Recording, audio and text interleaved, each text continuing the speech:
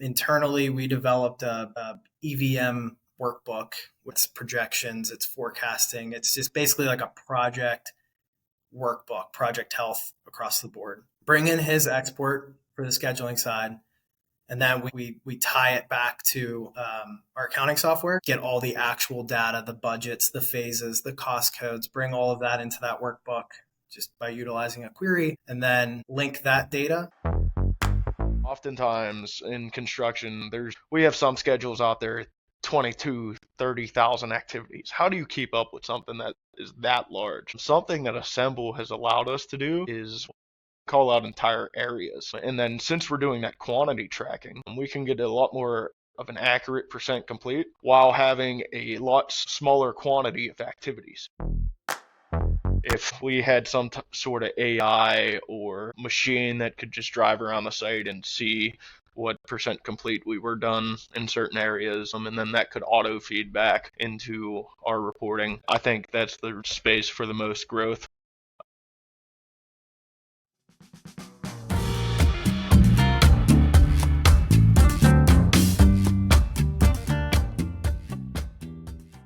Hi, folks. A quick one before we dive into this week's episode. Our book, The Critical Path Career, How to Advance in Construction and Planning and Scheduling, is out now, and you can order it on Amazon. We'll include a link below. This is a great way to show support for the Beyond Deadlines podcast, and Greg and I have worked extremely hard taking everything we know in our 30 years of experience, plus everything we've picked up from shooting this podcast, and we've tried to pack it into an information-dense book that you can use right away. In the book, we have specific strategies on how to get a raise, how to get a promotion, and find a new job. We include 26 of the best interview questions that we have come across, in addition to 34 specific impact ideas that you can go use on your projects today. We want to thank everyone who's shown us support so far and enjoy this week's episode. Welcome to the Beyond Deadlines podcast, where we tackle challenges that planning and schedule leaders come across on a day-to-day basis. My name is Micah Pipo. I'm the CEO of Movar US, a project management consultancy. I'm Chris Mikec, project controls manager at Lighthouse Electric. Frank Casertano, scheduling manager at Lighthouse Electric. Today, we have a good one for you, folks. We're going to jump into the fan favorite Earn Value Management EVM. Chris, Frank, you've been paired up with a large GC who wants to implement EVM across the program. How do you do it? Good question. Frank, you want to start? Yeah. I think right out of the gate, and where my mind initially goes is a strong foundation to EVM starts with a schedule. You need to have a very thorough schedule, and that usually starts with making sure there's a lot of collaboration between us and our GC. Oftentimes that becomes sharing the XER files or maybe sharing an Excel file if XER is not the way. But having a really smooth, well thought out plan schedule that we can all move forward to. So that way, really, we have a strong baseline for all the initial calculations within EVM. That makes a ton of sense. Is there like a certain level or like quality level? Like, is there certain things when you say a strong schedule? I guess, can you maybe highlight a little bit more? Like, what does that actually mean? Yeah. So a few different things when we look for what we qualify as a strong schedule. First off, we're looking for what we usually call as a level 4 detail schedule. So it's not just your very high level bookends of overhead rough or set equipment. We're looking for all the individual phases of a job, everything from estimation to the BIM and prefabrication stage, all the way through project closeout with all levels and zones combined. From there, we really go into what we use. It's the DCMA 14-point system, and we really utilize that to analyze how good the schedule's coming across. I'm looking for common things like relationship ties, negative float, stuff in that nature. We're looking at multiple things within that, such as negative lags. One thing, there's absolutely no negative lags within our schedules. A few other things, you're looking at relationship styles, you're looking at total quantity of activities, how much of that is tied in with relationships. You shouldn't have any open ends other than your start project and end project. No constraints, no hard constraints, mandatory constraints, stuff like that is really what we're looking to keep out of the schedules. And when we run our reports within P6, it allows us to really get a deep dive report on all of those values. Wow, that's perfect. And right before this, Chris, I think you were going to jump in and I cut you off. But let's just say you go in and you have some pretty darn good scheduling practices. And so now you're ready to kind of take that jump into EVM. Can you talk a little bit, though, about, before we get into the tactics of that, like how do you tee this up from an organization side? Because I feel like a lot of people, you say EVM, and they go running for the hills. So how do you kind of like soften, the crowd up so you can implement this? Yeah, that's a good question. I think the biggest thing is just kind of showing the whole organization the level of detail that you can get and just the quality of information that can be provided from a process like this. I think originally with our journey with EVM, it was something that, similar to this prompt, was required for the job. So we all kind of figured it out together. But then through that, we created and found the value by just seeing, by utilizing the EVM process, the result that project at completion, seeing the result of all that labor and fine tuning the process and figuring out. A big thing that I was going to add in of kind of that setup is establishing what specific or what level of detail you want to get the whole process to, and kind of getting the whole team on board with that, right? The whole internal team, external team, the GC, the owner, kind of everybody understanding, okay, we're going to go to this level of detail with this because that's the level that all of our other processes can support, and make sure that we're, not bogging down accounting or the project team. So I think getting the whole team sold on the value of the process and what it can provide in regards to backup and just understanding where you're at, where you're headed, far earlier than the alternative of just kind of seeing where things end up and being a little bit more reactive. I think just selling the team on the proactive nature of earned value management definitely helps kind of get total buy-in from everybody. You mentioned levels there.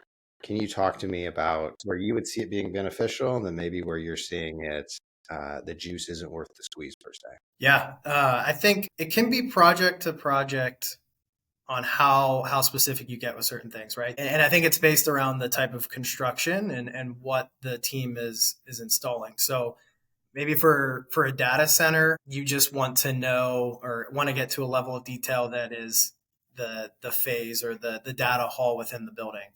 Maybe on a hospital, it's down to individual rooms and you need to coordinate and sign off certain areas that are more specific than just a zone. You need to know a specific room or a set of rooms. So I think that all kind of pairs into what we do on earned value management. So how are we building it is a big question. And then also even just down to specifics of what we're trying to accomplish. Maybe the project is highly prefabbed and there's a lot of details that we're trying to collect in regards to information like skidding, or maybe we're doing a lot of individual overhead kits or something like that. And we know that we can support back to our cost codes, right? Our accounting information, a level of detail that's to the specific kit. Then maybe we can get that kit information plugged into the schedule and track our percent complete to that level as well. So it's, I think, identifying those three ingredients of earned value management: earned value, planned value, actual costs, and then identifying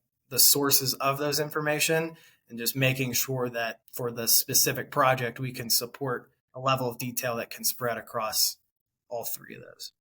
Yeah, that was perfect. And you kind of started leading into my next question, where I really want to get it kind of into the tactical weeds of setup of this. You have a nice P6 schedule. It's looking pretty good. Walk me through tactically, how do you then actually get EVM set up? Like, where's the data coming from? How does the process work? Like, let's get super granular in the weeds here. Yeah, I think we can take it first from P6 and then from my hand point off to Chris. But essentially, the first thing we're doing is we'll take our schedule. P6 exports into Microsoft Excel rather easily. So what we do is we run through a very thorough check of our schedule using internal key performance indicators that we've established to ensure a standardization across codes, activity names, making sure that everything's rolling up correctly. And then from there, once we know we have a good, strong schedule internally, we're able to easily just export straight to Excel. And from there, it's rather simple from our part. We just send it right off to Chris, and Chris's team takes it from there. What are you exporting out in terms of columns? You got the start date, the finish date. Do you already have quantities loaded in it? Do you have activity codes for, area group, blah, blah, blah? What does that export look like? Yeah, so there's probably 20 to 30 different columns that we actually include in our exports, but it's everything from your activity IDs and your names, your basic things, start dates, durations, percent complete, stuff like that. But then we have a very thorough system of internal codes that we use, activity codes. So things like different scopes or different teams, who's working on what, whether you're doing temp power or overhead rough, if something's being stick built or if there was fabrication involved. And there's a lot of different codes that allow us to drill down into different details of portions of our schedule. And so then the hot potatoes passed over to Chris. You're getting a nice Excel export. What do you do with this 30 column Excel export besides start crying? I'm just kidding. Yeah. Initially.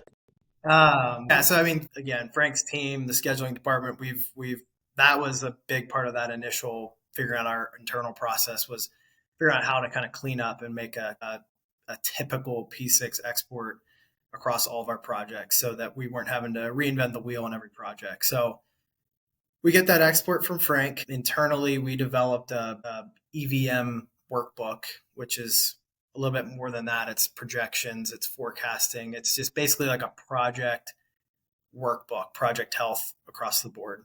Bring in his export for the scheduling side. And then with that Excel workbook, we tie it back to our accounting software. So tie it to the actual accounting information, get all the actual data, the budgets, the phases, the cost codes, bring all of that into that workbook just by utilizing a query, and then link that data. And then kind of that last ingredient of EVM. Before you move on to that last little spice ingredient you're going to talk about, what's your link between your accounting software and your scheduling? Do you do it by control accounts? Like, what is that coding structure that's your Rosetta Stone?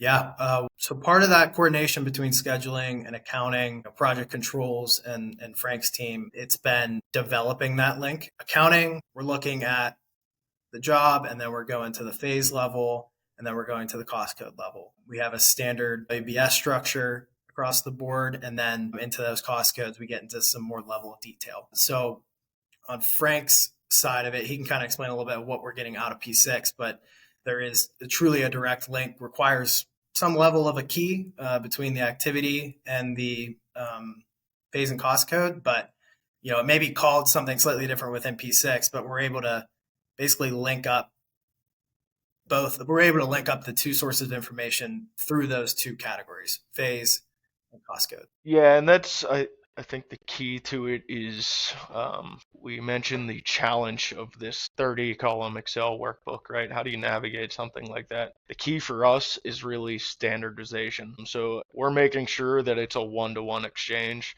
from our ERP system straight into P6.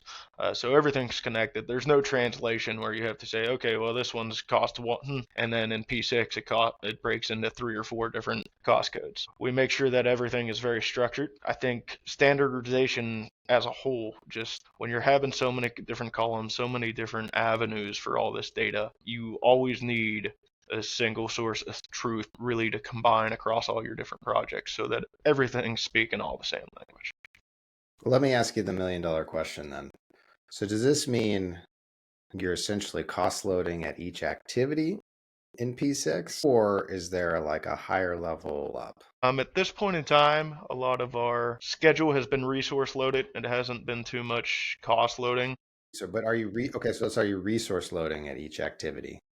Yes, we are. Okay, all right. I like how you guys party. Okay, perfect. So let's jump into the workbook. That makes sense to me. It's structured, and then it goes into the workbook. Now, what are you then using that workbook for? You said you're creating some reports or whatever. Maybe just some of those highlights. Like, what does that really facilitate that's been helping the business out? Yeah. So I think the last kind of ingredient to bring into the workbook is the earned value. And that aspect comes in a couple different ways. It can come through Assemble. It can come through different sort of internal platforms that we may have for understanding what a percent complete is, but they ultimately kind of comes in through that P6 export as well. So the P6 data is giving us our planned value, our earned value, and then we get our actual cost directly from the accounting software. So from there, kind of what is the value based off of those three pieces of information? It's pretty endless. I think primarily it's the kind of going back to earned value management. It's the metrics that we get. So cost performance index, how are we doing on our cost? How are we performing? Labor performance index, how are we performing for our labor? The schedule performance index. And then being able to look at those metrics at that specific level of detail across the job. So maybe if the job is underperforming in the schedule, right, we have a low SBI, then we can get into those specific cost codes and see all the information associated with that specific cost code that is driving the overall project down or phase, or just kind of like start zooming in and zooming out on our data and be able to make decisions at 10% of kind of based off of those metrics, where we're headed, where's our cost of completion headed based off of our efficiency metrics and whatnot, and make some of those decisions sooner in the project as opposed to after we've actually seen the impact. Could you refrain and give an example of like what specifically one of those decisions might be? I mean, you're 10% in, you share it with the project manager, the superintendent, whoever you're working with. What is the conversation looking like, and what kind of adjustments are you seeing out in the field or on the project? Yeah, I mean, it can be a couple different things. It could be something as simple as identifying where there's some confusion on a cost code where maybe actual cost is getting charged to the wrong category. And that could be just something as simple as, hey, I see that we earned a lot in the site code, but we're charging a lot of our time to the same activity in area 1. So maybe there's just some confusion between site versus area 1, and it's something that could get cleared up that quickly. But that's also just beneficial because we can stop some of those issues earlier as opposed to just letting a cost code kind of run over whatnot. Another specific is if something is truly identified as an issue or low in our efficiency metrics and something is wrong, then it's starting to kind of dive into more of the why. So if we identified that we're underperforming in our overhead category, then it's going to where we're tracking our percent complete. So we're utilizing a quantity tracking software called Assemble. So diving into that data and looking into the model and seeing, okay, what's in our way? What constraints are leading to this inefficiency? And then it's extremely beneficial to take that sort of information either to our internal team and identify things that we need to change on our level, or kind of take it to the project team as a whole and our general contractor and just kind of work together to clear up some roadblocks. Ooh, I heard quantities in there. Frank, before you get in there, I heard some quantities in there. So is that in addition to resources, you also have quantity tracking, and are those all in that same kind of EVM package? Yeah, same sort of structure. So again, we use that program called Assemble, which is basically our model broken out, and then we're able to apply status to the different aspects of the model. And it is broken out to that level of, overhead. It's still going back to the phase and cost code within the model kind of area. So if in the model we get to something that would be under the overhead cost code for phase 1 and we're marking it as installed, that all flows back through to, overhead phase 1 that's within the schedule, overhead phase 1 that's within our actuals. And again, that's kind of where all that information is coming together. So we can do kind of what I talked about in the last example, dive into those specifics of where are we actually seeing an issue all the way back to the point of install. If that kind of answers the question. That's brilliant. Go ahead, Frank. Sorry. Yeah, and I would also just jump in on Assemble too. Like Assemble is truly my favorite part about this whole process with EVM because from a scheduler's perspective, right, Assemble allows us to have a lot simpler of a schedule. Oftentimes in construction, we have some schedules out there 30,000 activities. How do you keep up with something that is that large, right? Something that Assemble has allowed us to do is we will, rather than having every single conduit called out within the schedule, or maybe conduit runs, right? We can call out entire areas. And then since we're doing that quantity tracking, we can get a lot more of an accurate percent complete while having a lot smaller quantity of activities, right? So it allows us to be more granular and be a lot more precise with how we're reporting back, but at the same time have a lot less activities and have a lot less upkeep on the overall reporting structure. And honestly, that's probably one of my favorite things to like really just dive into in the whole EVM side of things. As an owner, whenever I'm reviewing schedules, I am way more lenient on duration.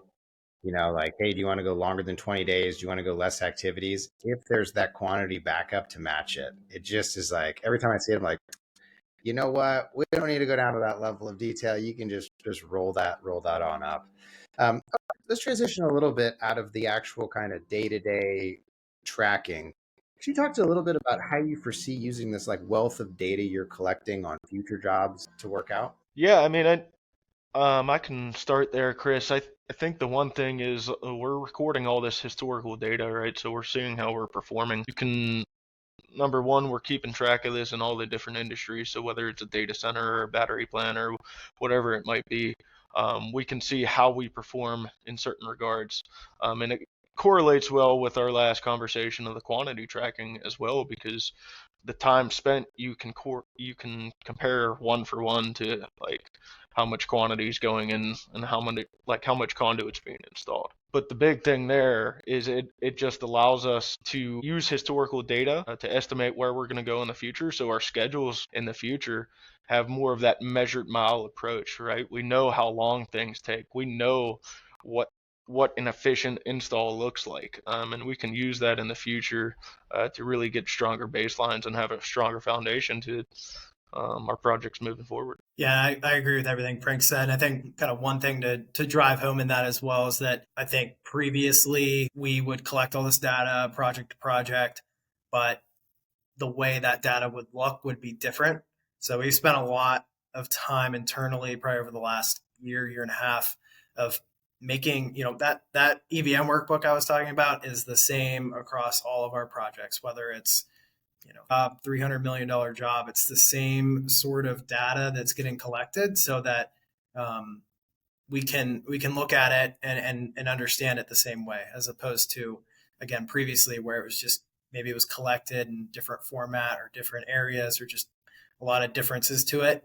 Made it difficult to bring it all back together and utilize it, on an estimate going forward or just various projects going forward and whatnot. Now, no process is perfect. Where in your kind of chain are you looking to squeeze out any more improvements? Primarily, I would say one of the biggest areas that we're trying to improve or just like find the next best way to do things would be the collection of our earned value. So our percent complete. So we're doing quantity tracking. Our current process is rather manual. It's the project team is required to go into that model and update the status, which works well, but say it's more of that smaller scale job that doesn't have a huge team, we're a little bit limited into the level of detail that we can get with that quantity tracking. You feel it less when it's a larger scale job because you can throw a bunch of people into that process and we can get to that same level of detail. I would say from my perspective, that's probably the biggest thing that we're currently exploring ways to help automate that or make that more accurate or just consistently, week after week, just a little bit more of a rhythm with that without having to, utilize this massive team all the time to get all of that information. Yeah, I'd really echo the same thing. Rather than having people count quantities for how much in conduit's being installed or whatever it might be, if we had some sort of AI or machine that could just drive around the site and see what percent complete we were done in certain areas, and then that could auto feedback into our reporting. I think that's the space for the most growth. There are a lot of platforms out there, and it's exciting to see what's on on the forefront here. I think, yeah, there's definitely some room for improvement there. Wow. Everyone who sells a robot dog is going to be knocking on your door. Or should I We're say looking yapping for at it. your door? I don't know which one. Chris, Frank, you guys have an amazing system set up. Thank you so much for taking the time to jump in and kind of walk us through the processes that you've put in place over the years, kind of building and growing this system. I know it just doesn't come overnight. Before we jump, any final thoughts you want to leave the crowd with? I would just say that, thank you for having us on the call. It's been, again, it's a process that's been developed over many months and many years, and requires kind of creating that base layer of, again, getting cost codes set up that makes sense, getting a WBS set up that makes sense, and then working on getting streamlined clean P6 data and kind of developing all of that base foundation. And then, like you said, it takes a lot of individuals to refine the process and get feedback loops, but it is absolutely worth it. The whole value management process is definitely been beneficial to us, and I think it's a great process. Yeah, just to all the listeners out there, I mean, P6 is a monster in itself, and I wouldn't get discouraged. EVM is just as tall of a task, but it all comes down to standardization, working as a team, communication. You want to pull all those things together, just keep pounding away, and you'll get to it piece by piece, day by day. Just keep trying at it, and you'll get there. Perfect. Well, gents, thank you again for coming on the show, folks. If you wouldn't mind, subscribe to the channel wherever you're listening. Share with a friend. Help them on their schedule. And we'll see you next week on the next